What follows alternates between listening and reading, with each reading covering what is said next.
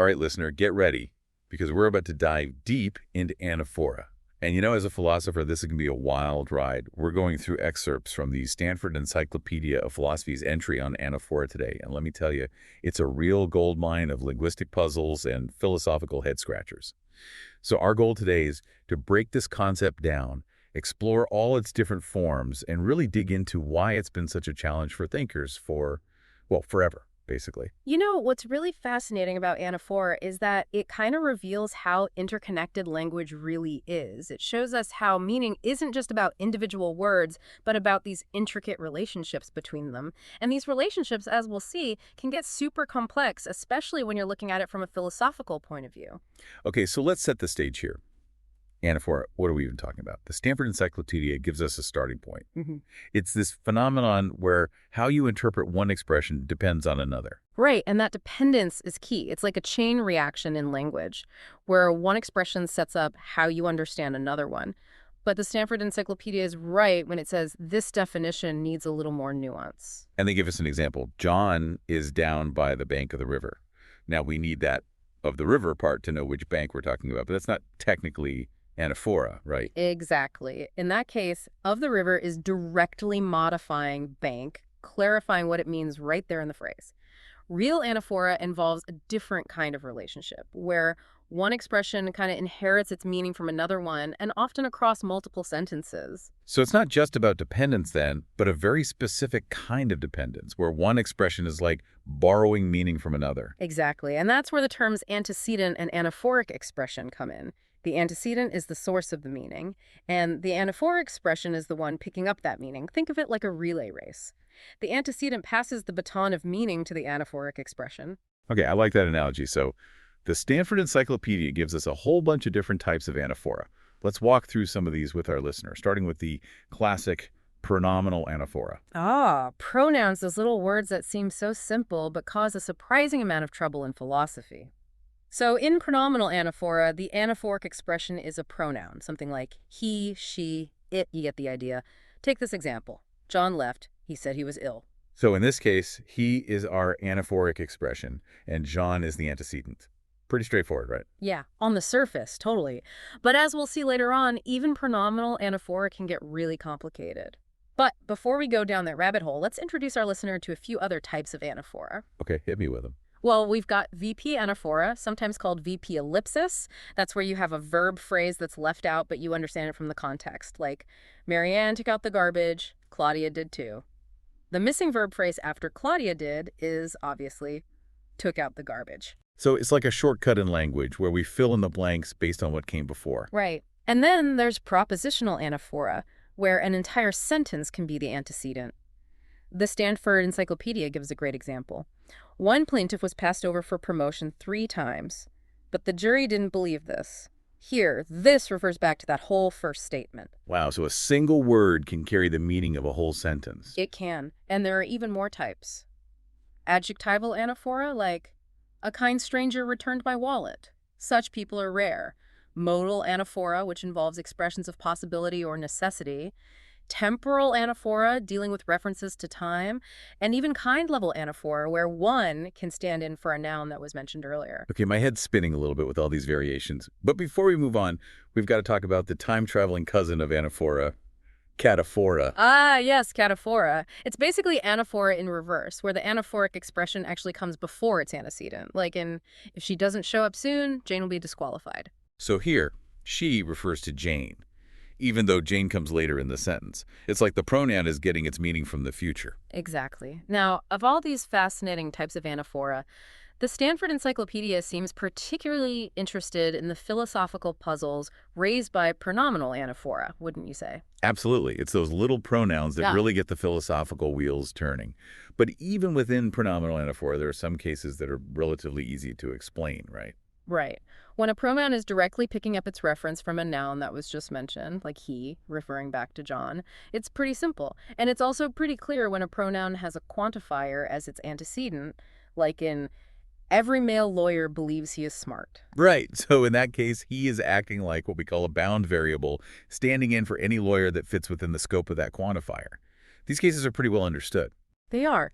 But here's where things get really interesting, at least for a philosopher like yourself, listener. There are situations where these simple explanations just don't cut it. We call these cases of problematic anaphora, and they've caused a whole lot of debate in philosophy. Okay, you've got my attention. Problematic anaphora. Tell me more. What kind of troublemakers are we dealing with here? Okay, so we've got these problematic cases of anaphora, and philosophers are ready to rumble, right? What are these tricky situations that have stumped the traditional theories? Well, the Stanford Encyclopedia lays out three main types of problematic anaphora. First up, we have discourse anaphora. Take a look at this example. An anthropologist discovered the skeleton called Lucy. He named the skeleton after a Beatles song. Now, it doesn't seem like he is just referring back to an anthropologist, right? Because that phrase isn't really picking out a specific person. It's more like it's saying some anthropologist, you Yeah, know? it's not like we're talking about some particular anthropologist that we both know. Right. And the Stanford Encyclopedia mentions this guy, Gareth Evans, who makes a pretty strong argument against treating he as a bound variable in these cases. He points out that if you try to treat they as a bound variable in a sentence like, few professors came to the party, they had a good time, it just doesn't work logically. Okay, help me untangle this logical mess. What's the problem with the bound variable idea here? Well, if they were a bound variable, the sentence would be saying something like, for every x, if x is a professor and x came to the party, then x had a good time. But that's not what the original sentence is getting at. It's saying that out of all the professors who came to the party, and there were only a few, they had a good time. Ah, okay, I see the subtlety. We're not talking about all professors in general, just the ones who are actually at the party. And that word few is telling us something about the proportion of those party-going professors who had a good time. Exactly, and that nuance gets lost if you try to force they into that bound variable box. So discourse anaphora presents a real challenge for those traditional theories that try to say that pronouns are either directly referring expressions or bound variables. Okay, discourse anaphora, you're officially on the philosophical watch list. What other pronoun puzzles are waiting for us? Next, we have what are called Geach discourses, named after the philosopher Peter Geach. These are all about how pronouns can seem to refer to things that don't even exist. The Stanford Encyclopedia gives a modified example from Geach himself. Hob thinks a witch blighted Bob's mare. Nob wonders whether she killed Cobb's sow. Okay, but hold on. As a philosopher, I have to point out that witches aren't real. Exactly. But the she in that second sentence seems to be talking about the witch mentioned in the first sentence, even though, as we know, witches are fictional. Well, this is getting into some deep metaphysical territory. So Geach discourses basically throw a wrench into the idea that pronouns always have to refer to real things in the world. They do. And this is especially puzzling for theories of reference that depend on that direct connection between language and the world. If a pronoun can refer to something that doesn't exist, then how do we explain its meaning? That's a real brain twister. Mm. Okay, what about the third type of problematic anaphora? You mentioned something called donkey anaphora earlier. Ah, yes, donkey anaphora, the classic philosophical brain teaser. They've been the focus of so many papers and debates, and it's easy to see why. They involve sentences like, if Sarah owns a donkey, she beats it, or every woman who owns a donkey beats it. I see the problem right away. We don't know which donkey it is referring to because we're not talking about a specific donkey in either of those sentences. You got it. And that's where those simple explanations of pronouns break down. These pronouns don't fit neatly into the categories of either referring expressions or bound variables. So they've led to a whole bunch of new theories trying to explain how they work. Okay, so we've got these three troublemakers: discourse anaphora, Geach discourses, and donkey anaphora. And they're all challenging our basic ideas about how pronouns function. That's right. And that brings us to this whole world of competing theories about how problematic anaphora actually works. There's discourse representation theory, dynamic semantic approaches, D-type approaches, just to name a few. They each offer a different perspective on this philosophical puzzle. Okay, round two is about to begin. Let's take a closer look at these theories and see how they try to tackle those troublesome pronouns. All right, listeners, so you've gotten a taste of the anaphora puzzle. Now it's time to explore some of the philosophical moves thinkers have come up with to solve it. Let's start with discourse representation theory, or DRT for short. It's been called a real game changer in how we think about meaning. Yeah, DRT takes a pretty bold step away from traditional semantics, like you said. One of the pioneers of DRT, this guy named Hans Camp, argued that those classic semantic tools just couldn't handle the complexity of anaphora, especially in those problematic cases we've been talking about. So what's DRT's secret weapon? How does it deal with those unruly pronouns? Well, DRT introduces this radical idea. Indefinites, like an anthropologist or a donkey, they don't actually function as existential quantifiers in the way we traditionally thought. Instead, they act more like predicates, but with free variables. Okay, break that down for our listener. What does it mean for an indefinite to be a predicate with a free variable? Imagine we have the sentence, a man walked into the bar. In DRT, instead of saying there exists an X, such that X is a man and X walked into the bar, we introduce a variable without giving it a specific value right away. So we have man X and walked into the bar X. So it's kind of like setting up a character in a story, but not giving them a full backstory just yet. We know something about them, but not their whole identity. You got it. And then when a pronoun comes along, like he, referring back to a man, it picks up that same variable, that same partially defined character, without needing a concrete object out there in the world to refer to. So DRT is all about building these chains of variables across sentences, rather than looking for specific objects for pronouns to grab onto. Exactly. And here's where DRT gets really clever. When it comes to figuring out the truth conditions, it kind of sneakily introduces that existential quantification over those free variables, but as a default, rather than stating it directly. So it's like saying, hey, we know there's some value out there that fits this variable, even if we don't know exactly what it is at this point. That's the gist. And this move lets DRT handle those tricky donkey sentences too. Remember how a donkey seemed to get this mysterious universal force in sentences like, if Sarah owns a donkey, she beats it. Yeah, it's like we suddenly have to think about all the donkeys Sarah might own, even though the sentence doesn't explicitly say that. Exactly. DOT explains this by saying that the variable introduced by a donkey gets bound by an operator that has universal force, like that conditional if. So it becomes, for any x, if x is a donkey and Sarah owns x, then Sarah beats x. That universal quantifier kind of enters through the back door, so to speak. Very sneaky. DRT is like a linguistic magician, playing around with quantifiers to explain those tricky pronoun behaviors. But even master magicians have their limits. What are some of the challenges DRT faces? One of the main criticisms is what's called the proportion problem. DRT predicts that a sentence like, most women who own a donkey beat it, is true if most pairs of a woman and a donkey she owns are such that the woman beats the donkey. Okay, that seems reasonable at first glance. It's all about proportions, right? Right. But the problem comes in when we consider cases where one woman owns a whole bunch of donkeys. Let's say you've got one woman who owns 10 donkeys and beats all of them, and then you have 9 other women who each own one donkey and don't beat them. DRT would say that the sentence is true because most donkey-owning women are beating their donkeys.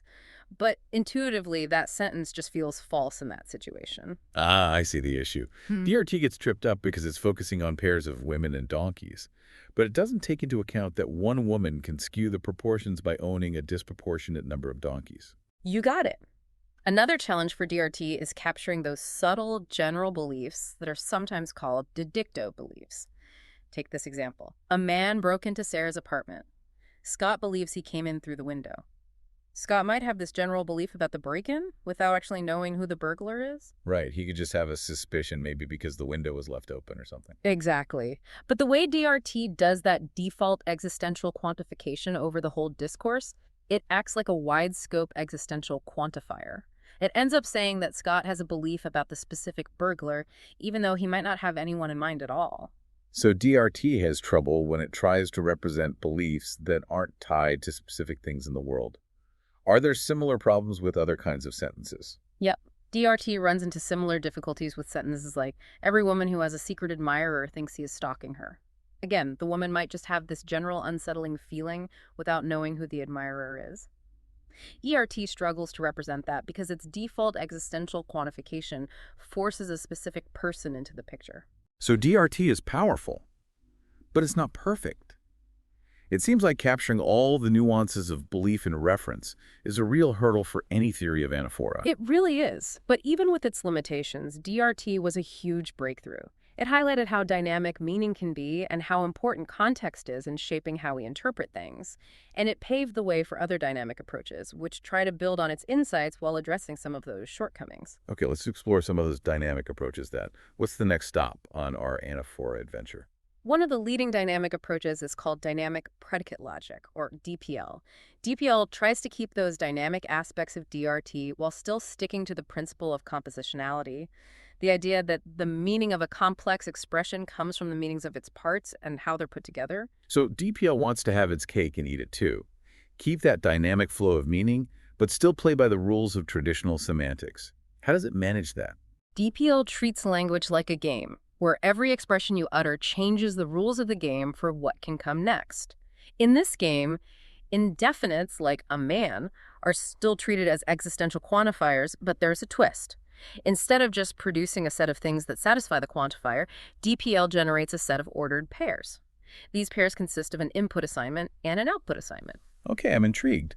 How do these ordered pairs contribute to the whole dynamic thing in DPL? Well, the output of one expression becomes the input for the next one, creating this chain reaction of meaning. Take our good old example, a man loves Annie, he is rich. DPL treats those consecutive sentences like they're conjoined, so it's kind of like saying, there exists an X such that X is a man and X loves Annie and X is rich. Okay, I'm following so far. But how does this help with the anaphora problem, especially when he is outside the scope of that a man quantifier? That's where the real magic of DPL lies. It's all in how it handles the semantics of those existential quantifiers in conjunction. Both of them are considered dynamic, which means they can actually affect how you interpret expressions that come after them, even if those expressions are outside their usual grammatical scope. Ah, so they have this ripple effect that extends beyond their immediate grammatical neighborhood. Exactly. So the existential quantifier sets the stage by introducing this X that's a man who loves Annie. Then, because conjunction is also dynamic, that same X carries over to the next sentence, and that's how it binds that pronoun he. So the quantifier is semantically binding the pronoun, even though it's not syntactically within its scope. It's like a behind-the-scenes connection. Exactly. And this dynamic binding is what lets DPL account for donkey sentences as well. Let's go back to our old friend. If a farmer owns a donkey, he beats it. DPL would represent it like this. Exists an X such that X is a farmer, and D exists a Y such that Y is a donkey, and DX owns Y implies X beats Y. Okay, the variables are all lined up. Now what's the magic trick? Well, both the existential quantifier and the implication are dynamic. This means that those quantifiers in the first part, the antecedent, can semantically bind the variables in the second part, the consequent, even though they're not syntactically linked. And to make sure the truth conditions work out right, DPL adds one more ingredient. It says that a conditional is true if and only if every output assignment that satisfies the antecedent also satisfies the consequent. So in that donkey example, any situation where you have a farmer owning a donkey also has to be a situation where that farmer beats that donkey. Yeah. And that gives us that strong reading of the sentence where the farmer is beating all the donkeys he owns. Precisely. DPL is a really elegant system, but just like DRT, it faces some challenges, particularly when it comes to dealing with those general beliefs or didicto readings. It seems like those general beliefs are the Achilles heel of so many anaphora theories. Where does DPL stumble in these cases? It's similar to DRT. DPL's dynamic binding can create problems when you're trying to represent beliefs that aren't specifically about individuals. For example, in a man broke into Sarah's apartment. Scott believes he came in through the window. DPL can't quite capture that nuance of Scott's possibly vague suspicion. It's like DPL is forcing Scott to have a specific burglar in mind, even though he might not. So DPL is great at keeping track of individuals across sentences, but it runs into trouble when the beliefs being expressed are more general, less tied to specific things. Exactly. And DPL has similar issues with other didicto examples, like every woman who has a secret admirer thinks he is stalking her.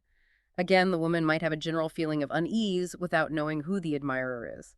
DPL struggles to represent this because it's so focused on connecting those variables to specific individuals. Okay, so DPL is sophisticated, but it's got its weaknesses too. What are some of the other contenders in this philosophical battle to explain anaphora? Well, some theorists have taken a different approach altogether. They argue that we can stick with a more traditional semantic framework, but we need to treat pronouns like definite descriptions. These are called D-type approaches, and they offer a really interesting alternative to those dynamic theories we've been discussing. All right, let's bring those D-type approaches into the ring then. How do they handle those troublesome pronouns? The core idea behind D-type approaches is that pronouns, like He or she or it are actually disguised definite descriptions. They're like shorthand for phrases like the man or the donkey. So instead of seeing pronouns as these special variable-like things, we're saying they're really just referring to specific individuals, just like definite descriptions do. Right. One of the leading proponents of this view is Stephen Neal. He argues that there are two types of definite descriptions. The standard Russellian kind, which requires a unique individual that fits the description, and what he calls numberless descriptions, which are more flexible. Okay, I'm sensing some philosophical fireworks here. Can you give me an example of how this distinction plays out with pronouns? Sure. Take the sentence. A man walked in. He sat down. On Neal's view, he, in the second sentence, is a numberless description, roughly equivalent to the man who walked in. It doesn't require a unique individual in the world. It's simply picking up the most salient man from the previous discourse. Ah, so it's like a contextual shortcut. We don't need to repeat the whole description. The pronoun just points us back to the relevant individual. Exactly. And Neal's theory can also handle donkey sentences. In if a farmer owns a donkey, he beats it, the pronoun it would be analyzed as a numberless description, something like the donkey that the farmer owns. Again, it's not looking for a unique donkey, it's just picking up the donkey that's already been introduced in the context. Okay, so numberless descriptions seem pretty powerful, but I'm guessing there are some challenges to this approach as well. You bet. One of the main criticisms is that it's not always clear how to distinguish between those two types of descriptions, the Russellian and the numberless ones. Sometimes, a pronoun seems to demand a unique referent, even in contexts where Neal's theory would predict a numberless reading. Can you give us an example where this distinction breaks down? Yeah, take the sentence, every man who has a wife is sitting next to her. Here, her seems to require a unique referent for each man. It can't just be any wife in the context, it has to be his wife. But Neal's theory would predict a numberless reading here, which doesn't quite capture that sense of uniqueness. So it's like Neal's theory is a bit too flexible in some cases. It allows for those numberless readings, even when the context seems to demand a more specific, unique referent. Right. And there are other challenges too, like how to handle cases where there are multiple indistinguishable individuals. For example, in the sentence, two men walked in, they sat down. How do we know which he refers to which man? It's like those pronouns have lost their tracking devices. They're just floating around in discourse without a clear target. Exactly. So, D-type approaches offer a neat way to connect pronouns to definite descriptions, but they also face some tricky issues, especially when it comes to those uniqueness requirements in cases where you have multiple individuals that fit the bill. Okay, so we've explored DRT, DPL, and D-type approaches. Are there any other major contenders in this Anaphora showdown? There's one more prominent approach we should talk about. The context-dependent quantifier approach, or CDQ. This one takes a slightly different tack, arguing that pronouns are actually contextually sensitive quantifiers. All right, lay it on me. How do pronouns become quantifiers in this view?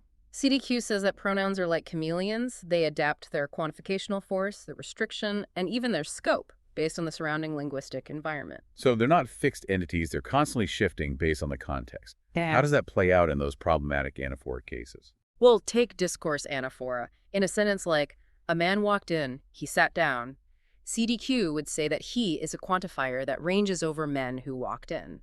Its restriction, the set of individuals it applies to, is determined by that first sentence. So it's like the pronoun is inheriting its range of possibilities from the preceding discourse. Exactly. And this approach can even handle those tricky sentences involving verbs of propositional attitude. Remember those didicto belief sentences that gave DRT and DPL so much trouble? Yeah, those are the ones where the belief is about a general situation rather than a specific individual. Right. So CDQ can handle those cases because it doesn't require the pronoun to have a specific referent in the world. Take the example. A man broke into Sarah's apartment. Scott believes he came in through the window.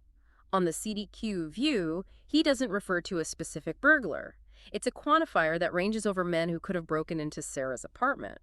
Scott's belief is about that general possibility, not a particular individual. Ah, so CDQ sidesteps that problem of forcing a specific referent into those belief contexts. Pretty clever. But what about donkey anaphora? How does CDQ handle those cases? That's where things get a little more complicated. CDQ assigns what's called a weak reading to those relative clause donkey sentences, like every woman who owns a donkey beats it. Okay, remind me what a weak reading is in this context. A weak reading means that the sentence is true if, for every woman who owns at least one donkey, there's at least one donkey she owns that she beats. It doesn't require her to beat all her donkeys, just at least one for each woman. So it's a more permissive reading. It allows for some donkey beating variation among those women. Exactly. But there's been a lot of debate about whether donkey sentences really have this weak reading, or whether they have a stronger reading that requires the women to beat all the donkeys they own. It's like those donkeys have become philosophical celebrities. Everyone's arguing about how they're being treated. You could say that. Now, when it comes to those conditional donkey sentences, like, if a farmer owns a donkey, he beats it, CDQ proposes that we should understand them in terms of familiarity. Familiarity, what does that have to do with donkeys? Well, the idea is that the pronoun he refers back to a farmer who is already familiar to us from the context. Yeah. And then we quantify over those minimal situations where that farmer owns a donkey. So we're not talking about all possible farmers and all possible donkeys, just the specific farmer and his donkey that we're already focused on. Exactly. But this appeal to familiarity has been criticized. Some argue that it's not really doing the heavy lifting and explaining conditional donkey anaphora. So CDQ is innovative, it can handle some tough cases, but it also has its share of critics. It seems like this anaphora debate is far from settled. You said it. Anaphora continues to be a really active area of research in philosophy of language. Those seemingly simple pronouns have turned out to be some of the most complex and puzzling elements of language. Well, listener, we've taken you on quite a journey through the world of anaphora today. We've seen how those little pronouns can cause so much trouble for our theories of meaning, and how philosophers have come up with all sorts of clever ways to try to account for them. We've explored everything from discourse representation theory to dynamic semantics to D-type approaches and context-dependent quantifiers. And it is clear that there's no easy answer, no single theory that captures all the subtleties of anaphora. But that's part of what makes this topic so fascinating. It pushes us to think deeply about how language works, how we connect words to the world, and how meaning is shaped by context. So next time you use a pronoun, take a moment to appreciate the hidden complexity behind those seemingly simple words. They're a reminder that language is a powerful and often mysterious tool, and that even the most basic elements of grammar can pose profound philosophical challenges. And that's what makes it so fun. It definitely keeps things interesting.